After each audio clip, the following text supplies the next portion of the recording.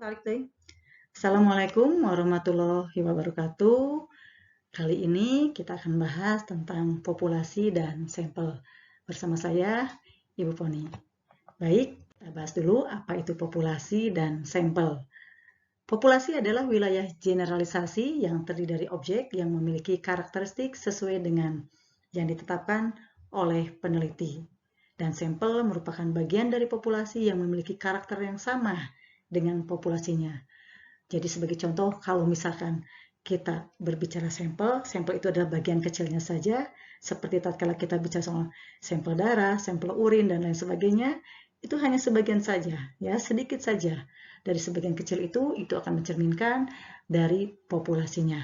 Begitu pula tatkala kita melakukan penelitian terkait misalnya kepuasan mahasiswa di sebuah perguruan tinggi, tentunya tidak seluruh mahasiswa kita ambil jadi sampel, tetapi hanya sebagian dari mahasiswa itu, yang tentunya akan memiliki karakter yang sama dengan mahasiswa secara keseluruhan di kampus tersebut. Selanjutnya, kenapa kita menggunakan sampel? Yang pertama, alasannya adalah untuk mengurangi kerepotan. Kenapa? Kalau ada penelitian sampel, kita harus melakukan penelitian populasi. Ya enggak?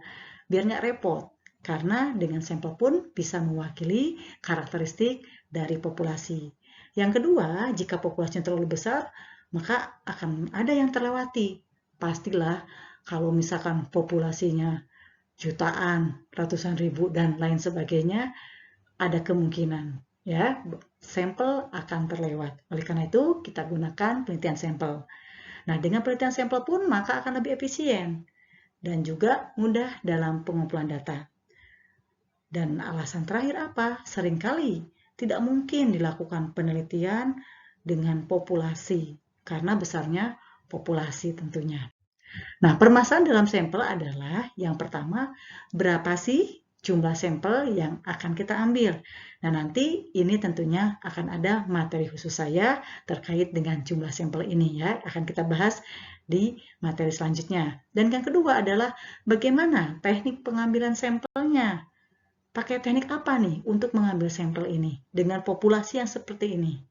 Nah, tentunya dua hal inilah yang harus kita bahas lebih lanjut terkait dengan permasalahan dalam sampel. Jumlahnya berapa, tekniknya bagaimana. Pertimbangan kita dalam menentukan sampel tentunya yang pertama, kita harus melihat dulu seberapa besar keragaman dari populasi kita. Beragamkah atau tidak? Tingkat homogennya ataupun tingkat heterogennya. Yang kedua, seberapa besar juga tingkat keyakinan yang kita perlukan. Bahkan, berapa toleransi tingkat kesalahan yang dapat diterima. Kita tentukan nanti.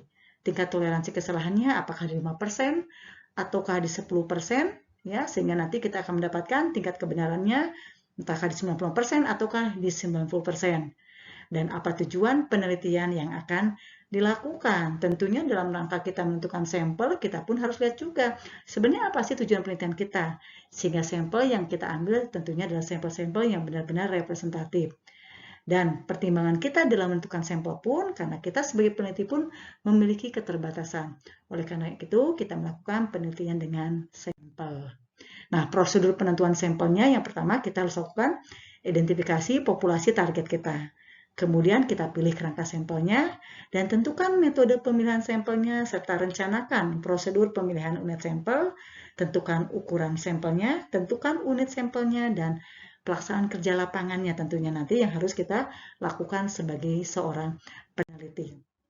Sekian untuk materi tentang populasi dan sampel yang nanti akan dilanjutkan dengan lanjutan materi populasi sampel ini dengan materi-materi yang lainnya. Semoga bermanfaat. Salam sehat. Terima kasih sudah mengikuti materi ini. Jangan lupa untuk like, subscribe, dan share. Wassalamualaikum warahmatullahi wabarakatuh.